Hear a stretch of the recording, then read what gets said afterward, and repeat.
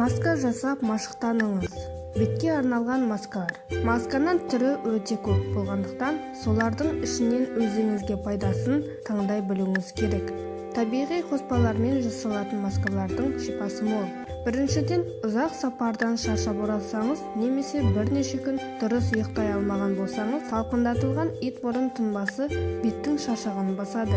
Дәкені тұнбаға малып алып, бетке 30 минут ұстаса, бет терісі жаңарып, сергек көрінесіз. Екіншіден, аспирин дәрісінің 2-3 таблеткасын үгітіп, 1 стакан айранмен араластырыңыз. Күнде кешкілік осы қоспамен бетіңізді жусаңыз, 1 айдың ішінде бетіңіз ағарып, пигмент дақтары көмескі көрінеді. Шашқа арналған маска. Жазды күндері шаш күтімі ерекше көзге түседі. Арулардың шаштары жылтырап, сусылдап тұрса, сәндері мен сымбаттары айқындала түсері сөзсіз. Айран маскасы. Жылы айранды шаштың түбіне жағып, полиэтиленмен сосын сыртынан оралмалмен орап 1-2 сағат жүреді.